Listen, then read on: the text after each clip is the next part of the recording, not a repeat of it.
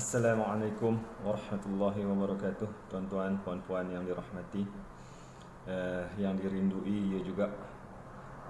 Alhamdulillah. Kita akan bincang ataupun saya akan berkongsi sedikit ilmu yang saya ada. Kesalahan ataupun kurang tepatnya pronunciations ataupun sebutan kita dalam ketika membaca Al-Quran, iaitu 10 huruf. Okey, huruf yang pertama huruf kha. Kalau tuan-tuan puan-puan yang dirahmati, lihat kepada nota yang saya bagi. Huruf kha. Huruf kha ni sifatnya isti'la, maksudnya tinggi tuan-tuan dan puan-puan.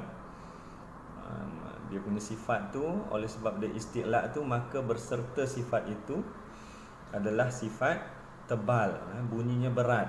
Kha. Kha baris atas kha. Tuan-tuan boleh melihat bagaimana keadaan mulut saya, bibir saya ketika menyebut huruf kha yang berbaris di atas, bunyinya pun kha. Musyafahah maksudnya. Okey, tengok kepada contoh ayat. Contoh ke ayat itu, a'udzubillahi minasyaitonirrajim. Yahsabu annama lahu akhlada. Okey, ada huruf kha dekat situ yang bertanda sukun. Kebanyakan kita yang kurang mahir membaca Al-Quran, kha bertanda sukun sebelum huruf kha bertanda sukun itu ataupun bertanda mati, terdapat huruf hamzah yang berbaris di atas.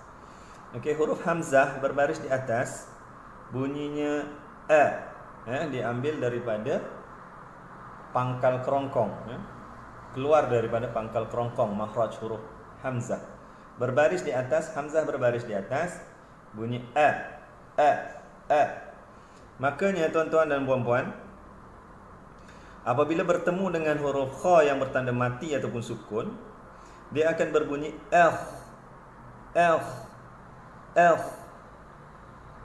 bunyi dulu, bunyi hamzah berbaris di atas dulu, kemudian masuk ke dalam, bergabung dengan bunyi so bunyi yang tepat adalah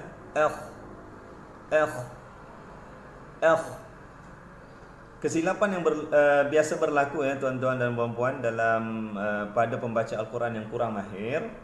InsyaAllah tuan-tuan dan puan-puan, berdasarkan bimbingan kami dan staf-staf saya, ustaz-ustaz yang lain yang mengajar tuan-tuan dan puan-puan, bunyinya yang kurang mahir membaca akan berbunyi begini. Saya ulang.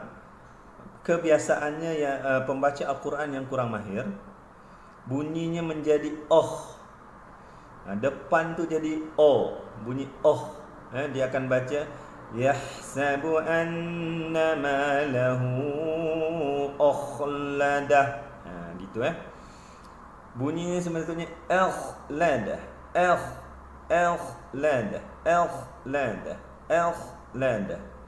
Okey, bunyi yang sepatutnya. Bunyi yang sepatutnya, bukannya akhladah. So bacaan yang salah, yang kurang tepat begini. Yahsabu annama lahu akhladah.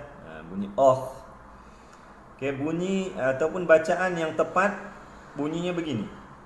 Yahsabu annama lahu akhladah. Saya ulang 2 kali lagi, saya ulang sampai 3 kali lah.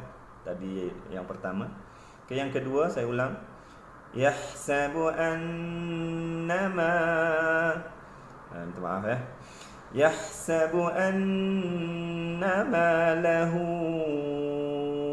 akhladah. Saya ulang sekali lagi.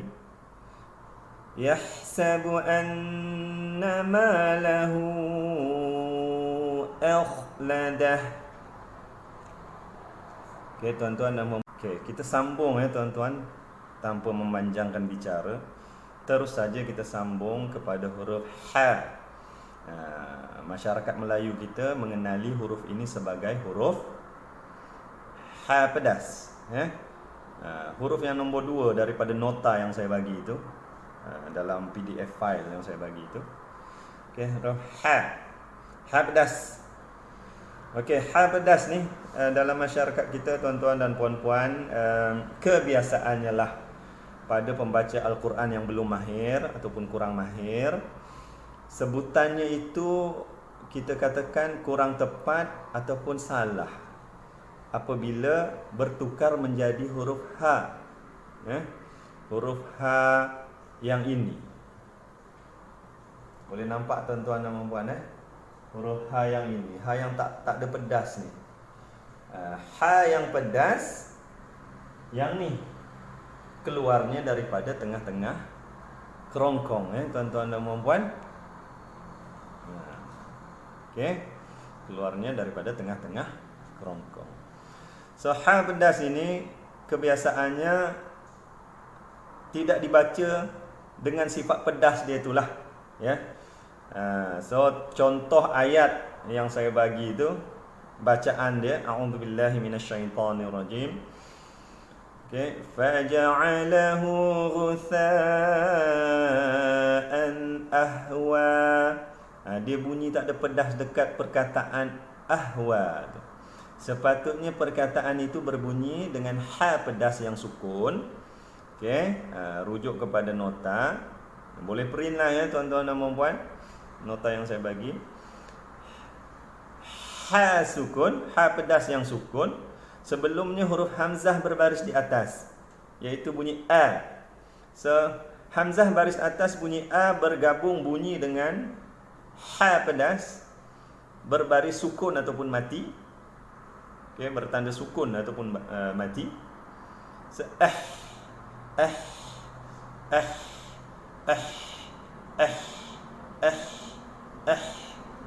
dia ambil daripada hamzah dekat sini naik ke sini, tuan-tuan ya. Okey. So bacaan yang kurang tepat, ha pedas itu tidak berbunyi sebagaimana bunyi yang sepatutnya. Dia menjadi ha yang tak pedas. Contoh bacaan yang kurang tepat begini. Faja'alahu ghutha'an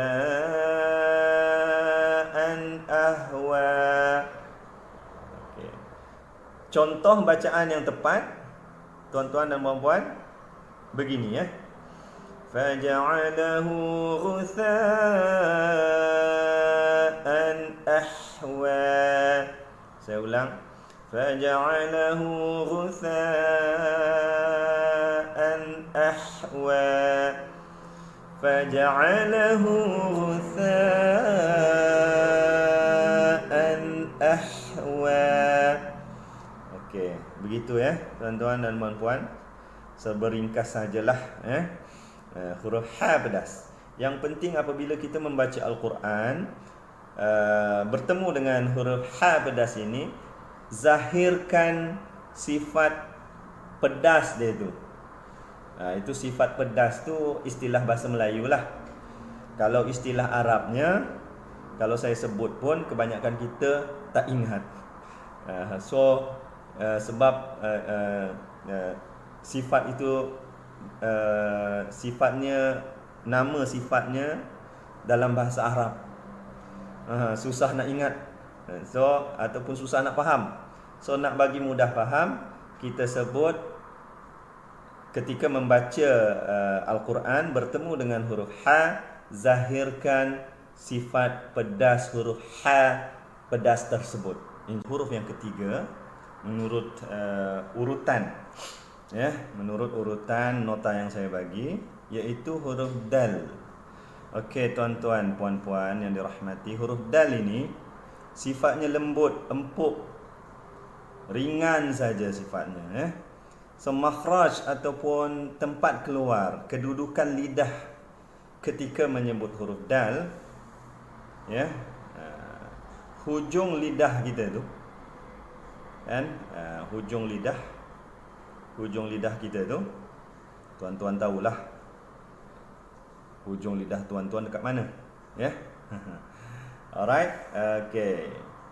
So hujung lidah kena dekat gusi depan sebelah dalam, tempat tumbuh gigi depan tu, gigi kapak ke gigi gunting ke, saya tak tahulah istilahnya.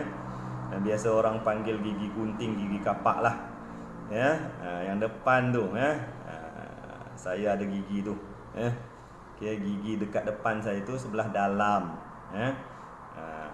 Okey. Kalau nak tengok rajah bolehlah kot. Kita sama-sama Okey, kita sama-sama tengok dekat mana huruf dal. Okey, huruf dal sini tuan-tuan. Yang ini hujung lidah ni pergi kat sini tuan-tuan. Hujung lidah ni pergi kat sini ni. Ni gusi ni yang merah ni gusi, yang kelabu ni gigi.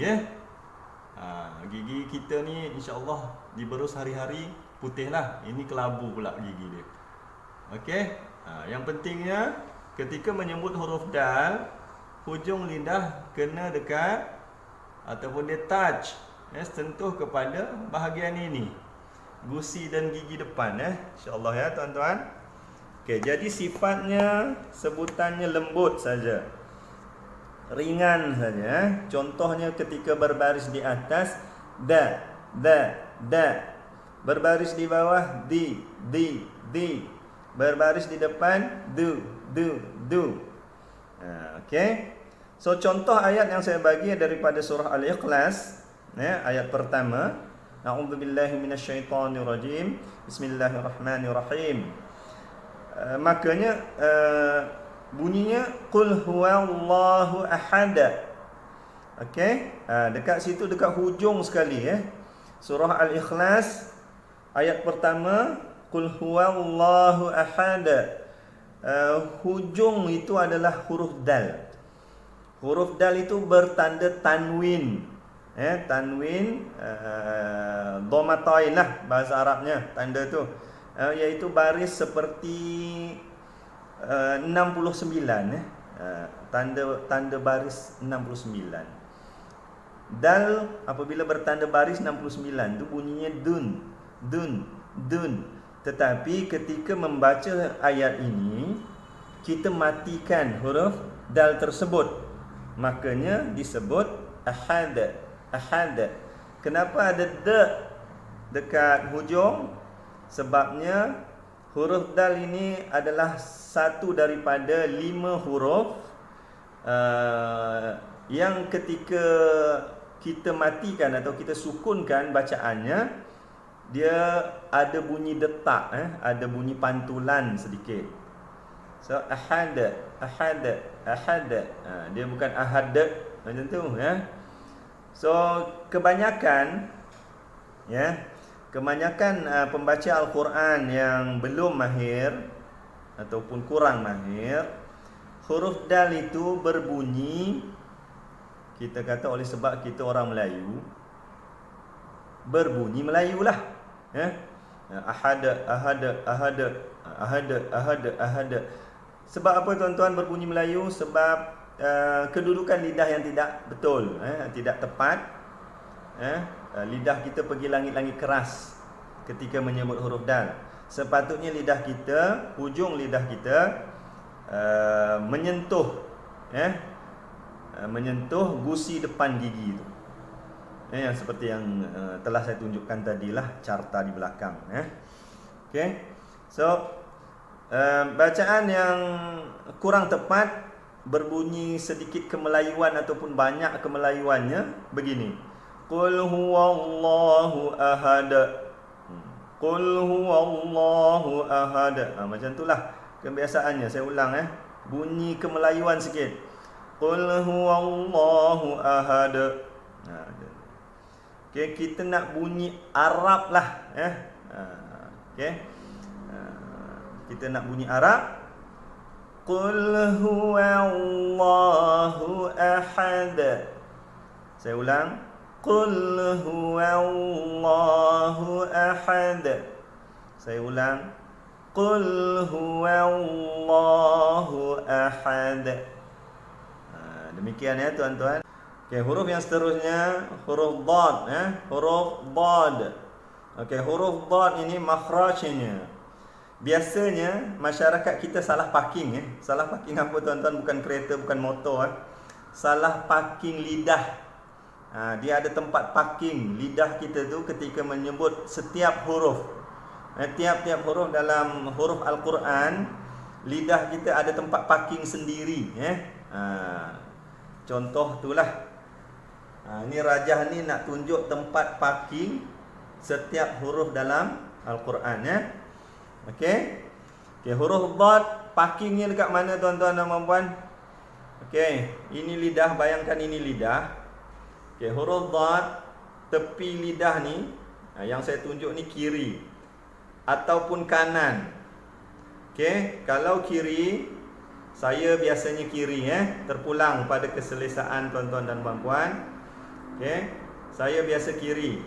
Okey, tepi lidah kiri ni kita parking dekat park lah park dekat gusi gigi gigi gusi tu sebelah kiri lah. Kalau kiri-kiri lah, kalau kanan-kanan lah ini gigi geraham sebelah kiri saya biasa kiri. Okay, so park dekat situ baru betul tempat parking dia masyarakat kita yang kurang mahir, dia park dekat depan tu. Contoh huruf Dhad. Okay, contoh ayat. Saya ambil contoh yang paling mudah dululah walau dha. Okay, surah Al-Fatihah ayat 7. Walau dhalin.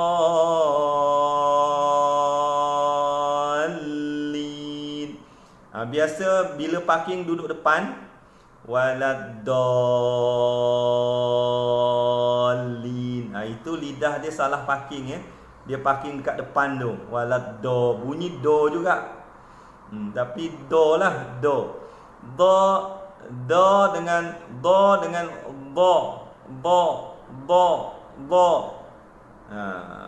Different. Okay, berbeza bunyinya tuan-tuan dan puan-puan Okay. So parkingnya saya dah nyatakan tadi kat mana. Okay. Okay, walau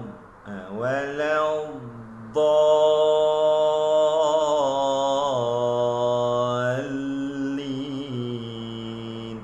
Jangan parking depan Kalau parking depan bunyinya macam ni, waladdallin.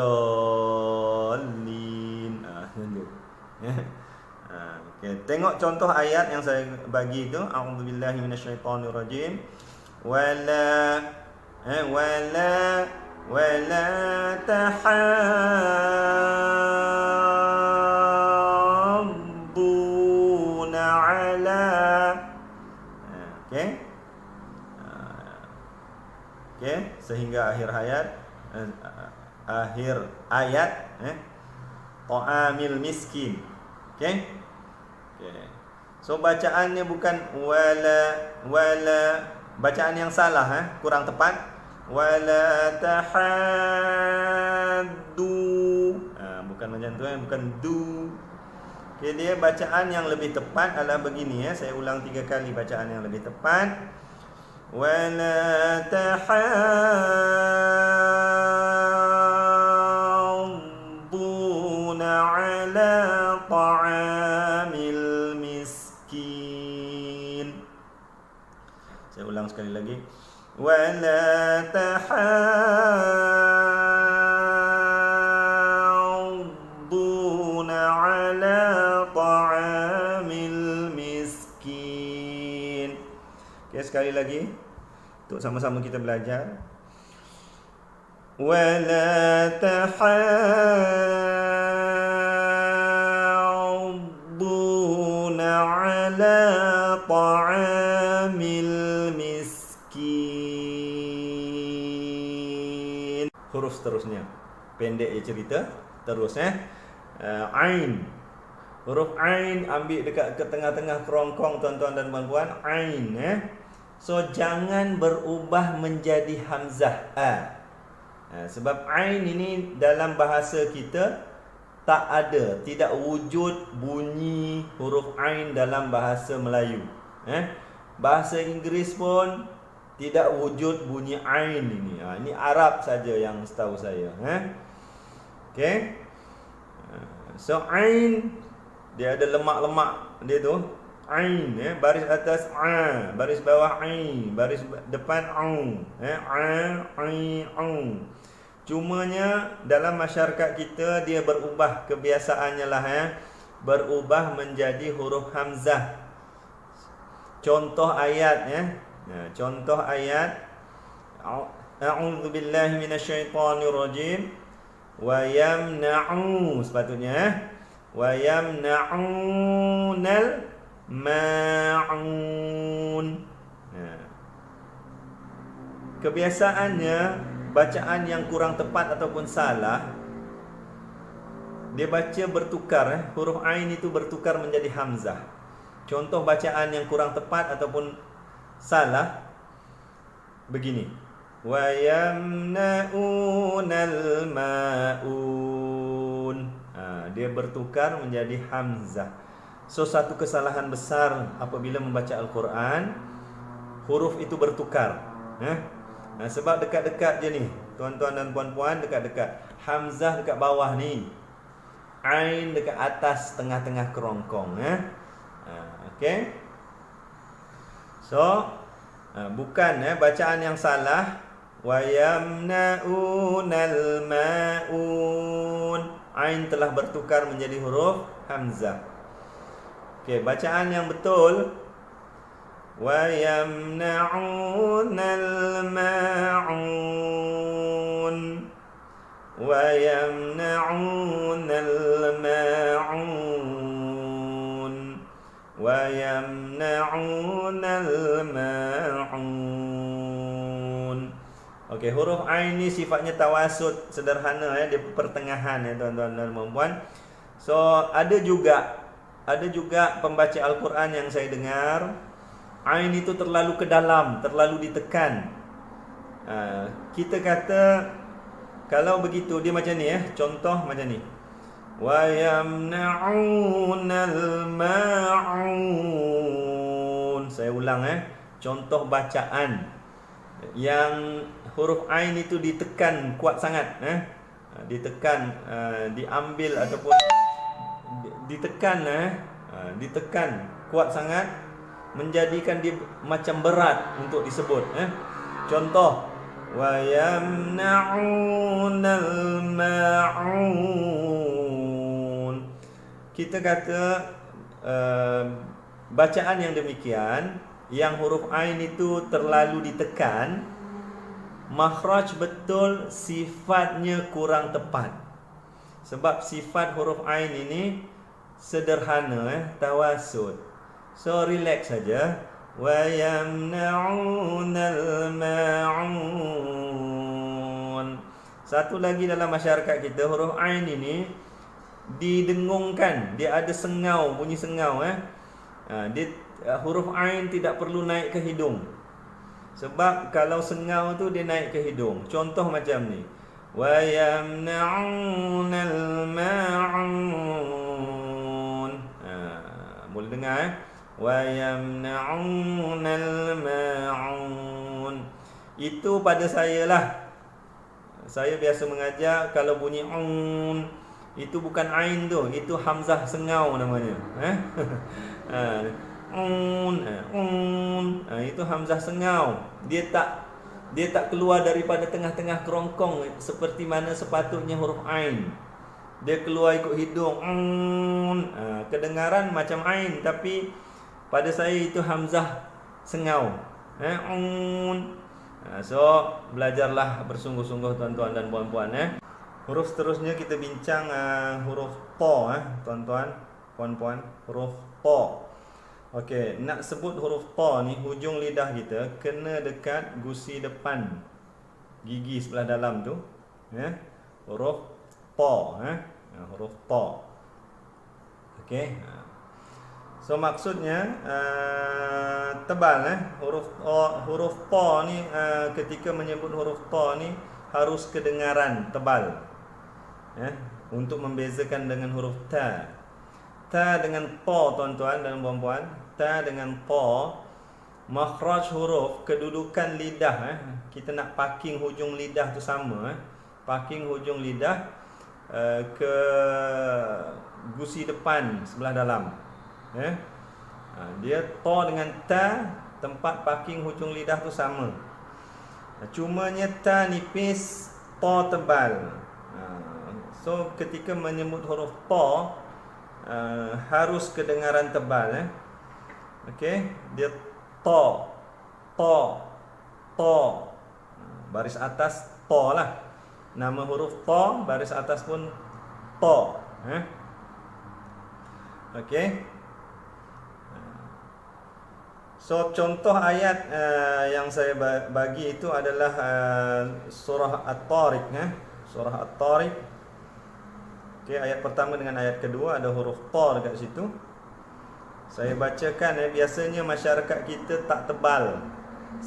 Sebutan pembaca Al-Quran yang kurang mahir dalam masyarakat kita tidak tebal, tidak kedengaran ketebalan sifat huruf. Istilah idbaq. Itu istilah Arab lah. Kita nak mudah faham, tebal.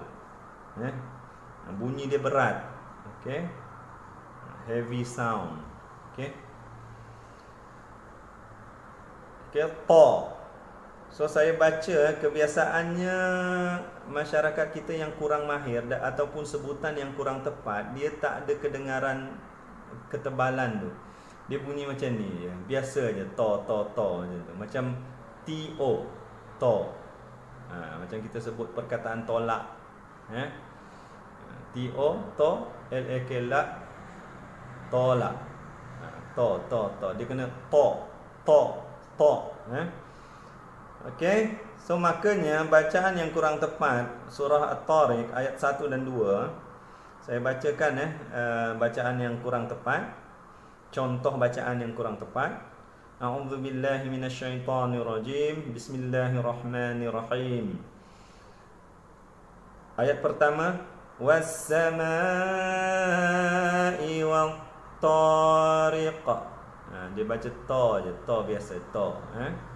Ayat kedua, wa ma adraka mat-tariq. Dia baca tidak kedengaran ketebalan bunyi huruf to.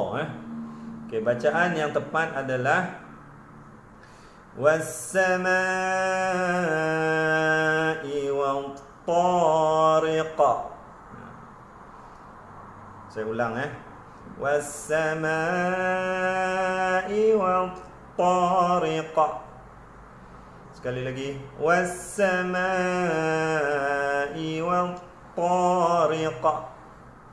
Ayat yang kedua, bacaan yang tepat, wa ma adraka mat-tariq. Saya ulang, wa ma adraka mat-tariq. Saya ulang, wa ma adraka mat-tariq.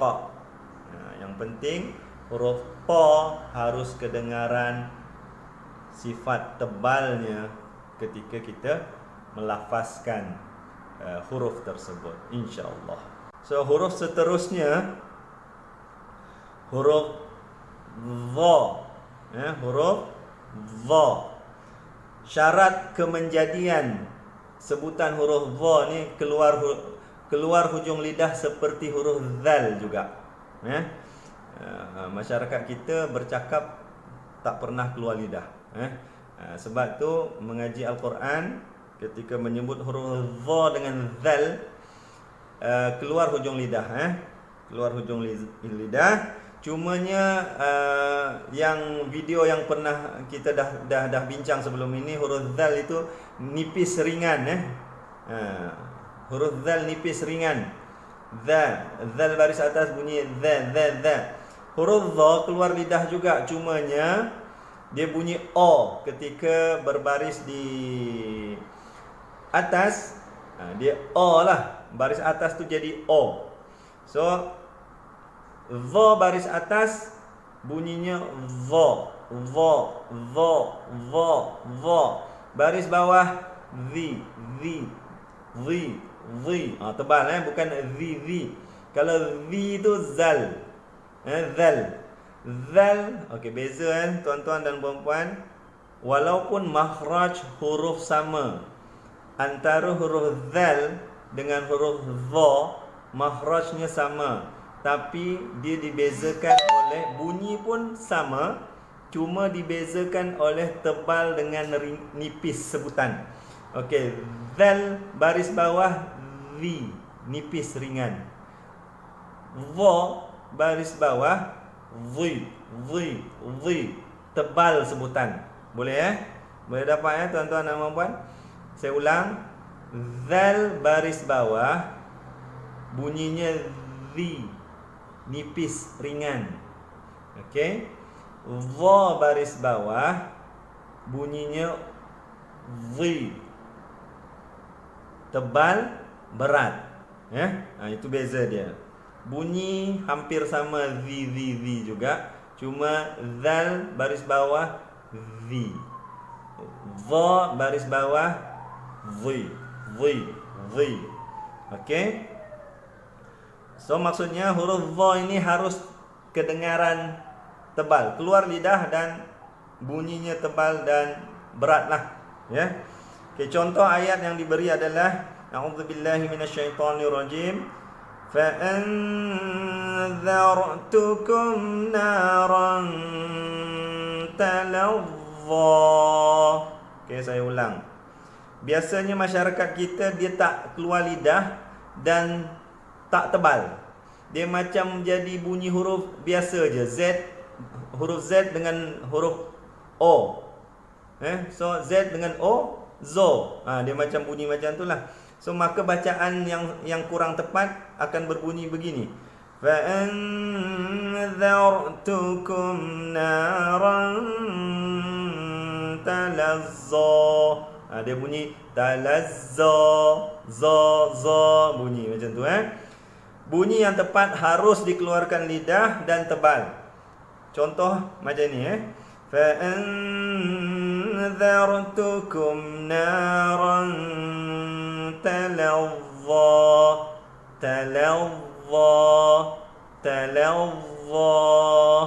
InsyaAllah.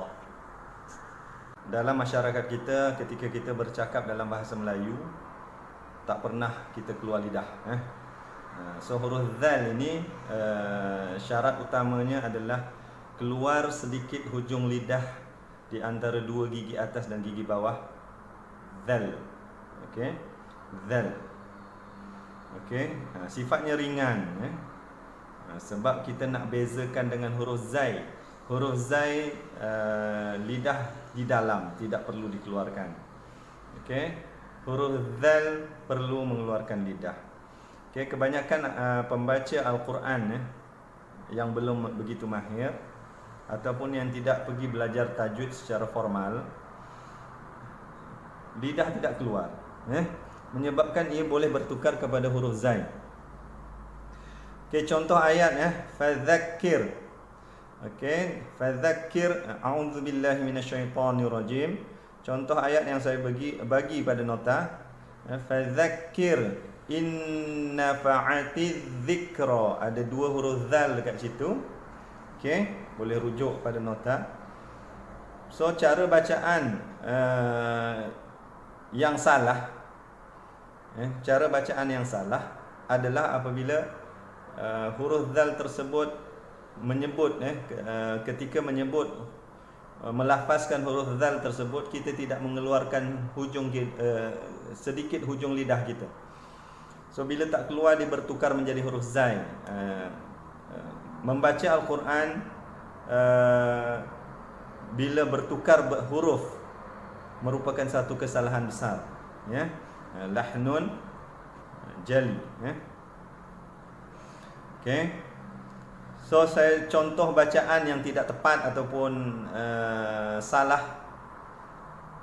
Saya bagi contoh bacaan yang salah. Fazakir inna fa'atiz zikra. Tidak mengeluarkan sedikit hujung lidah. Okey, saya berikan bacaan yang lebih tepat. Okey. huruf zal itu perlu dikeluarkan hujung lidah sedikit. Contohnya macam ni. Saya ulang 3 kali untuk lebih faham. Okey. Fadzakir in nafa'atiz dzikra. Fadzakir in nafa'atiz dzikra. Sekali lagi Fadzakir in nafa'atiz dzikra. Demikian tuan-tuan dan puan-puan huruf zal. Apa yang perlu diingat ketika membaca Al-Quran, huruf zal ini perlu dikeluarkan hujung lidah sedikit. Kalau baris atas za, baris bawah zi, baris depan zu. Ringan sahaja. Ringan saja. Insya-Allah itu adalah huruf ra. Ra. Ra. Okey. Lidah lengkung, dia ada sifat takrir. Takrir ni getaran berulang-ulang. Ra, ra. Semasa huruf ra, baris atas bunyi ra, bukan ra. Okey, banyak juga dalam kalangan masyarakat kita ra berbaris di atas menurut bacaan Imam Hafs. Menurut bacaan Imam Hafs, An Asim Tariq Syatibiyah. Okey, ra berbaris di atas bunyi ra, bukan ra. Kalau ra tu imam qiraat yang lain ada tapi kita sekarang membincangkan sudut bacaan yang diambil daripada Imam Hafs An Asim Tariq Syatibiyah. So ra berbaris di atas bunyi ra, bukan ra. Ra. So ra tidak perlu memunculkan mulut, sebab kalau memunculkan mulut bunyinya tidak tepat. Dia jadi ro. Kalau muncul mulut ro, bunyinya tidak tepat seperti yang dikehendaki oleh Imam Hafs An Asim. Riwayat Hafs An Asim. Ra berbaris di atas ra. Okey. Contoh yang paling banyak huruf ra ini adalah surah Al-Qamar, juz 27, surah Al-Qamar. Banyak huruf ra dekat hujung-hujung dia tu. Okey. Contoh Allahu Akbar. Okey, contoh ayat itu seperti lafaz azan ataupun iqamah. Okey. Allahu Akbar. Okay, ra di situ dimatikan sebab kita stop ataupun waqaf bacaan. So bar. Allahu Akbar. Okay. Allahu Akbar. Okay, dia ada bunyi takrir dari sudut sifatnya, iaitu getaran berulang-ulang yang berulang-ulang. Dia ada r tu. Okey. So bacaan yang kurang tepat biasanya dalam masyarakat kita bunyinya seperti ini, Allahu Akbar. Ini masuk pula sifat huruf tebal ra itu. Ra ni tuan-tuan dan puan-puan, ra ni ada ketika, ada keadaannya dia dibaca nipis. Ada ketika, ada keadaan ra ini dibaca tebal. Dalam contoh ayat ataupun lafaz Allahu Akbar, iaitu ra di hujung itu kita matikan ataupun sukun kan. Sebelumnya ada huruf berbaris di atas. Maka dalam keadaan ini ra itu dibaca dengan, dilafazkan dengan tebal. So kalau tebal bunyinya begini, Allahu Akbar. Bar tebal, bar. Biasanya masyarakat kita sebut lafaz ini dengan ra yang nipis, Allahu Akbar. Lepas tu panjang pula bar tu kan. Kebiasaan dalam masyarakat kita tuan-tuan dan puan-puan, Allahu Akbar, bar, ra nipis. sepatutnya ra adalah tebal So lepas tu bar tu jangan panjang, pendek saja pendek saja. Allahu akbar. Huruf yang ke-10, huruf ghain huruf ghain. Ghain ni dekat sini di bawah anak tekak pangkal kerongkong huruf ghain. Dia ada bunyi gha gha gha. Ghain baris atas gha. Dalam masyarakat kita dia jadi macam huruf G pula Contoh solat maghrib. Kalau ikut tajwid lah. Kalau ikut tajwid, solat maghrib tu maghrib sebab dia huruf gha. Mag. Kita sebut, masyarakat kita sebut maghrib. Dia jadi huruf G Maghrib. Dah maghrib dah. Dah maghrib dah. Solat maghrib. Kalau ikut tajwid, sebutan huruf maghrib. Kemudian ada qalqalah dekat hujung. Maghrib. Itu kalau ikut tajwid lah. Kalau ikut tajwid. Okey. So jadinya kalau membaca Al-Quran, tuan-tuan dan puan-puan, baca Al-Quran kena ikut tajwid lah. Kena sebut betul-betul daripada makhraj yang betul. Okey. Contoh ayat yang saya bagi itu A'udzubillahi minasyaitonirrajim. Sawa'un 'alaihim astaghfarta lahum. Okey, astaghfarta. Perkataan astaghfarta. Kemudian am lam tastaghfir. Taghfir lahum lan yaghfirallahu lahum. Ada 3 perkataan yang mengandung huruf ghain iaitu astaghfarta, kemudian tastaghfir, kemudian yaghfirallahu lahum. Innallaha la yahdil qaumal fasiqin. Okey, ada 3 situ. Contoh paling mudah kita ambil, kita beristighfar lah beristighfar. Astaghfirullah.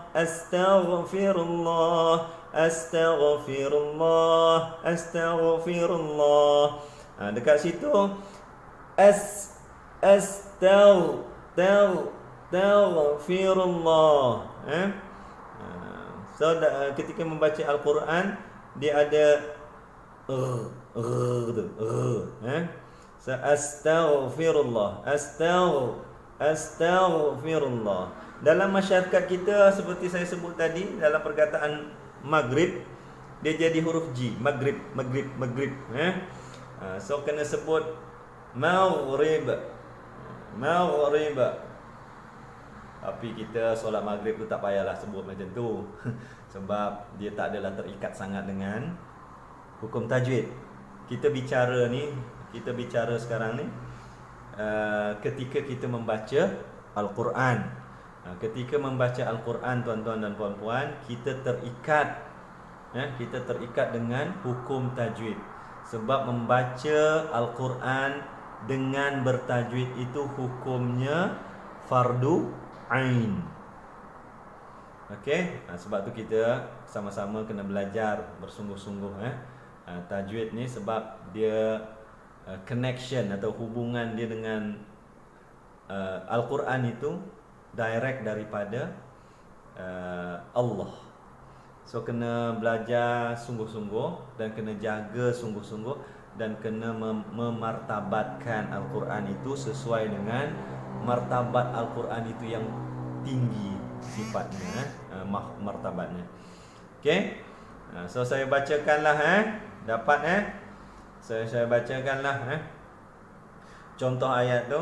A'udzu billahi minasyaitonir rajim. Sawa'un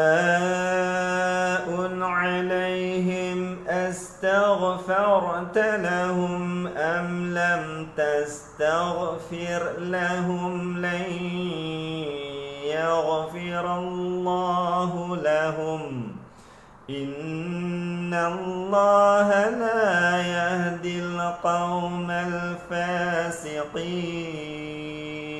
صدق الله العظيم.